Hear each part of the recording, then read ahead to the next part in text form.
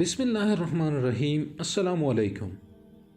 भाई, अच्छी तरह सोच लें, इतना बड़ा कदम उठाना कोई आसान बात नहीं है, बहुत बड़ी जिम्मेदारी है। और फिर सारा के मिजाज को आपसे बढ़कर कौन समझ सकता है। ये अपने बराबर किसी और को बर्दाश्त कर लेगी। अपना नाम सुनकर सारा ने बेख्तियार गर्दन घुमाई। अम्मी और नाइला पप्पो सर जोड़े बैठी थी। नाइला, मैंने सब कुछ सोच समझ कर ही तुमसे बात की है। कई दिन से मैं इसी मसले पर सोच रही थी, लेकिन अब मैंने फ़ैसला कर लिया है। सारा सर झटक कर गुड़िया के घर के तरतीब से सजाने लगी। ठीक है, फिर मैं साकिब भाई से ज़रूर बात करूँगी। इंशाल्लाह वो हमारी बात ज़रूर मान जाएंगे। सारा की पुप्पी नाइला ने अपने ताउन का यकीन दिलाया और अम्मी खुश हो गई। नाइला ने कहा, मुझे यकीन था तुम ज़रूर मेरा साथ दोगी। और फिर तीसरे दिन सारा की अम्मी, अब्बू और पुप्पो आमना को अपने घर ले आए। सारा बेटी इधर आओ, अम्मी ने इसे बुलाया। आवाज़ में मिठास थी। सारा बेटी, ये तुम्हारी बहन आमना है, अब ये हमारे साथ इसी घर में रहेगी। अम्मी ने सारा को पास बैठाते हुए कहा, ये काली कलोटी मेरी बहन कैसे हो गई? सारा ने एकदम खड़े होकर कहा तो इसकी पुप्पो और अम्मी एक दूसरे का मुंह तकने लगी, जबकि आमना के चेहरे पर किसी किस्म के कोई तासरात ना थे। वो तो बस सारा को देखते ही जा रही थी। सारा मुंह चढ़ाकर वहाँ से उठ गई। अम्मी पुप्पो के सामने शर्मिंदा सी हो गई। कोई बात नहीं, मैं जल्द ही इसे मना लूँगी, बस ज़रा ज़िद्दी तबीयत की है। चलते चलते सारा ने अम्मी की आवाज़ सुनी। रात को अम्मी ने आमना को सारा के कमरे में ले आई। आमना 7 साल की एक मासूम सूरत बच्ची थी। सारा इससे 2 साल बड़ी थी। इसने जब अपनी आमना का जायज़ा लिया, इसके चेहरे पर बेचारगी सी छाई नज़र आई। इसे बिस्तर पर लिटाकर अम्मी ने लिहाफ दुरुस्त किया और फिर जाते जाते सारा का लिहाफ दुरुस्त करते हुए इसकी पेशानी पर बोसा दिया, लेकिन सारा सोती बन गई। 2 दिन गुजरे, फिर 4 दिन, फिर पूरा हफ्ता गुजर गया। सारा की झंझलाहट बढ़ती जा रही थी। अम्मी आमना को अपने साथ बातों में लगाई रखती। आमना छोटे छोटे काम करने लगी थी। इसे घर की हर चीज़ का पता चल चुका था।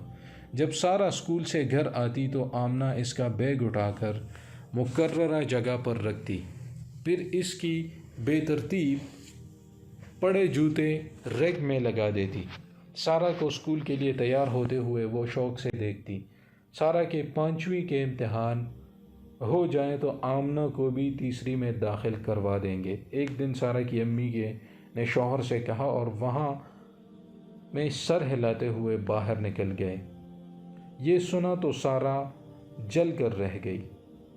ये चुड़ैल मेरे साथ स्कूल जाएगी। आमना के अब्बू किसी बीमारी में मुब्तला होकर साल भर पहले चल बसे थे और चंद दिन पहले इसकी अम्मी भी फौत हो गई थी। ये 4 बहन भाई थे जिन्हें रिश्तेदारों ने आपस में बांट लिया था। आमना को सारा की अम्मी ले आई थी। सारा सोचती रहती कि अगर वो यतीम थी तो इसने मेरा क्या कसूर? इस चुड़ैल ने आकर मेरी अम्मी पर कब्ज़ा कर लिया था। अम्मी की मोहब्बत में हिस्सेदार बन गई थी। इस मनफी सोच के बाइस सारा को आमना से चिढ़ हो गई थी। नालायक, अहमक हो तुम, कहते के साथ ही एक तमाचा सारा ने आमना के मुंह पर झड़ दिया। इसकी आंखें आंसुओं से भर गईं और चुपके रोने लगी। तमाचे की आवाज़ बावर्ची खाने तक पहुंची थी, इसलिए अम्मी फ़ौरन ही निकल आईं। मैं इसे पढ़ा रही हूँ, मगर कोई बात इसकी समझ में नहीं आती। सारा ने अपने बचाव करते हुए बहाना किया। अम्मी ने सिसकियाँ लेती आमना को खुद से चिमटा लिया और सारा पर नज़रें गाड़ दी। मेरी नेकी यूँ ज़ाया ना करो सारा। सारा की तरफ देखकर अम्मी दुख से बोली और सारा पैर पटकते हुए अपने कमरे की तरफ चल दी। आमना के लिए इनकी हिमायत पर सारा का खून खौल रहा था। वो गुस्से में बिस्तर पर जा गिरी और तकिए में मुंह छुपा लिया। सारा ने ख्वाब में देखा कि एक जगह लोगों का बेपनाह हुजूम था। हर तरफ इंसान ही इंसान थे, मगर सब अजनबी थे। ना सारा को किसी की पहचान थी और ना किसी को सारा की। वो एक एक का मुंह देख रही थी कि कोई अपना نظر آئے، لیکن کسی کو سارہ سے کوئی غرض نہ تھی۔ وہ گھبرانے لگی۔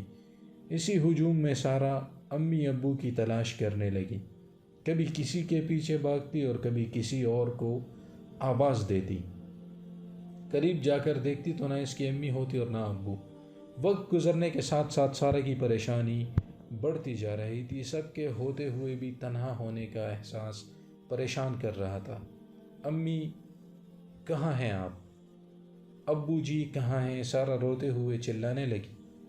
کیا ہوا میری بچی سارہ بیٹی؟ ہم سب یہی ہیں تمہارے پاس۔ امی ابو پاس کھڑے تھے۔ نیند میں ڈر گئی ہیں، امی نے اپنی گود میں اٹھاتے ہوئے کہا۔ سارہ خواب کے اثر سے باہر آئی تو اس نے آمنہ کو اپنے بستر پر بیٹھے پایا۔ وہ سارہ کو ہمدردی سے دیکھ رہی تھی، جیسے خواب میں ڈری ہوئی سارہ پر اسے ترس آ رہا ہو۔ آمنہ خاموش تھی، مگر ایسا لگ رہا تھا جیسے وہ سارہ کو تسلی دینا چاہتی ہو۔ سارہ نے اشارے سے اسے اپنے پاس بلایا اور محبت سے اس کا ہاتھ تھام لیا۔ اپنوں سے بچھڑنے کا غم کیا ہوتا ہے، اس خواب نے اسے سمجھا دیا تھا، اور اب وہ اس کے ساتھ بہنوں جیسا رہنے لگی تھی۔ تو ناظرین، جس طرح آپ نے دیکھا کہ کسی کے ساتھ نیکی کرنے کے بعد احسان جتانا یا اس کے ساتھ برا کرنا نہیں چاہیے، کیونکہ یہ آپ کی نیکی کو ضائع کر دیتا ہے اور اس سے آخرت میں بھی آپ کو اس کا صلہ نہیں ملتا۔ تو دوسروں کے ساتھ بھلائی کریں، کیونکہ یہ ہم نہ صرف انسانیت کا تقاضا ہے بلکہ ہمارے مذہب اسلام نے بھی دوسرے مسلمان بلکہ دوسرے انسان کے ساتھ بہتر سلوک کرنے کے بارے میں درس دیا ہے۔ امید کرتا ہوں کہ یہ کہانی آپ کو پسند آئی ہوگی۔ اس کو لازمی شیئر کریں، فیس بک، واٹس ایپ، ٹویٹر سب پر شیئر کریں، سب دوستوں کے ساتھ اور فیملی کے ساتھ، تاکہ سب تک یہ کہانی پہنچ سکے۔ اور چینل آپ کے مسائل اور ان کا حل کو لازمی سبسکرائب کریں، بیل آئیکن پریس کریں۔ اجازت چاہتا ہوں، اللہ حافظ۔